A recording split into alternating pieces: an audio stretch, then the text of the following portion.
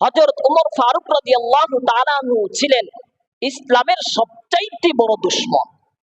নবীজি দোয়া করতেন, আল্লাহ এই ওমরের জন্য, এই উম্মতকে তুমি ইসলামের জন্য কবুল করো না। ওমর কিভাবে মুসলমান হইলেন?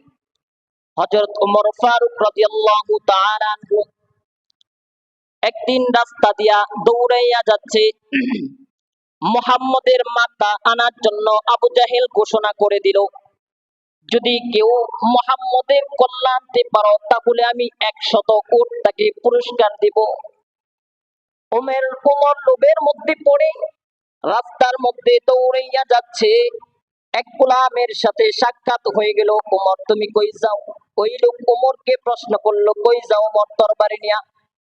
ওমর ডাক দিয়া কয়, আমি মুহাম্মদের মাথা আনতে যাই, কল্যাণ আনতে যাই। ওই লোক ডাক দিয়া কয়, ওমর তুমি যে মুহাম্মদের মাথা আনতে যাও, মুহাম্মদ তোমার রক্তের কেউ নেই। ওমর ডাক দিয়া কয়, না না, মুহাম্মদ আমার রক্তের কেউ না। ওই লোক ডাক দিয়া কয়, ওমর তোমার আপন রক্তের বোন ফাতেমা ওই মুহাম্মদের কাছে কালিমা পড়ে মুসলমান হয়ে গেল। ওমর এমনি মেজাজ অনেক গরম। ওমর আরো রাগান্বিত হইয়া এখন বোনের বাড়িতে দৌড়াইয়া যাচ্ছে। আগে বোনের সাইজ করা দরকার, মুহাম্মদের পরে সাইজ করব। ওমর দৌড়াইয়া যায়, বোনের বাড়ির দরজার সামনে দাঁড়াইয়া, ওমর দরজার সামনে দাঁড়াইয়া ঘরের মধ্যে নক করলো। ওমর দরজাতে নক করার পর বোন দরজা খুললো। বোন দেখে ওমর বাড়ির মধ্যে আসছে।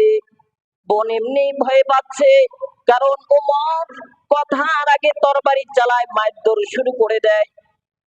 ওমর ঘরের মধ্যে ঢুকে বোনকে প্রশ্ন করে, তুই নাকি মুসলমান হয়ে গেছ, মুহাম্মদের কাছে কালিমা পড়েছ? বোন কোনো কথা গোপন করে না, সব ওপেন করে বলতেছে, ভাইজান আমি ছিলাম একজন জাহান্নামের আসামি, আমি আল্লাহর বড় দুশমন ছিলাম, আমি এই মুহাম্মদের কাছে কালিমা পড়ে মুসলমান হয়ে গেছি। সুবহানাল্লাহ। ওমর এই কথা শুনে আরো রাগান্বিত হয়ে গেল। বোনের উপরে তরবারির উল্টা পিঠ দিয়ে বোনের উপরে আঘাত শুরু করে দিল রাগের অবস্থায়। এত মায়ের মারলো, বোন জমিনের মধ্যে পড়ে গেল।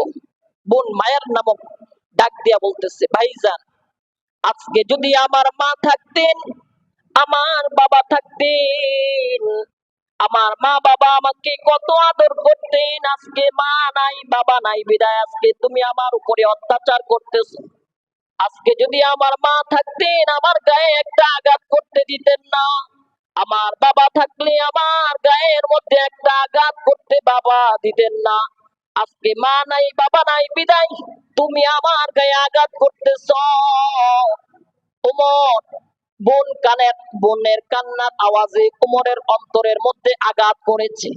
একবার যায় ওমর বোনকে ডাক দেয়া কয়, আর এখন তোকে মারবো না, তবে আমি যে ঘরের মধ্যে ঢুকতেছিলাম, আমি তোর দরজার সামনে দাঁড়াইয়া অনেকক্ষণ কিসের আওয়াজ যেন শুনলাম।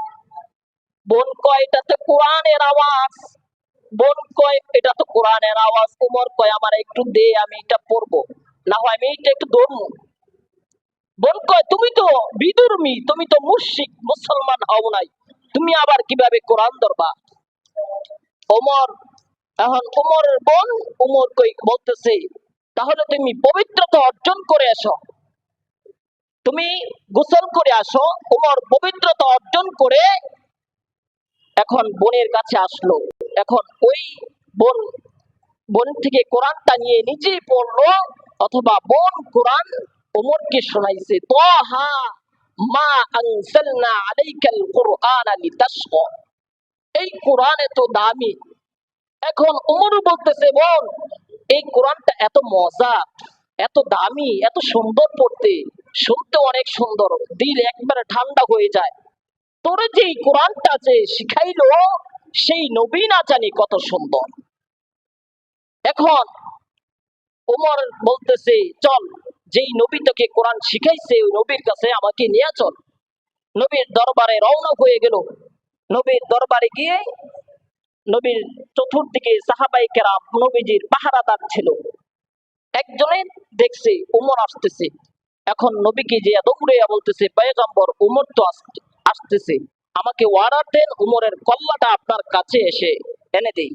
তখন ওমর রাদিয়াল্লাহু তাআলা আনহু বলতেছেন, না না, ওমর আমাকে মারার জন্য আসে নাই, আজকে উমর নিজেই মরার জন্য আসছে।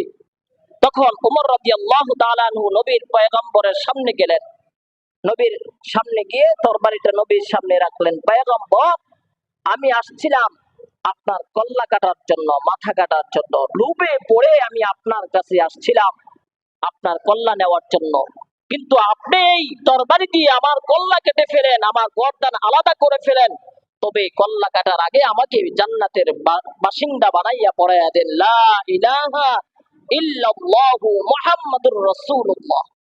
যেই ওমর ছিল ইসলামের সবচাইতে বড় দুশমন, ওমর কালিমা পড়ে এখন ইসলামের সবচাইতে দামি মানুষ হয়ে গেলেন।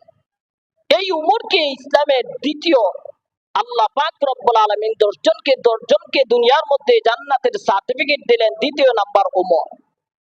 ওই উমর তরবারি নিয়ে এখন বাইতুল্লাহর সামনে দৌড়ায়, এই বিদুর্মীরা, এতক্ষণ ছিলাম তোদের পক্ষে, আমি ইসলামের বিপক্ষে ছিলাম, তোদের পক্ষ নিয়ে ইসলামের অনেক ক্ষতি করেছি, এখন আমি কালিমা পড়েছি মুহাম্মদ নবীর কাছে, এখন আর ইসলামের বিরুদ্ধে যদি একটা কথা বলো, তোমার আর আমার মধ্যে ফায়সালা হবে তরবারি দ্বারা।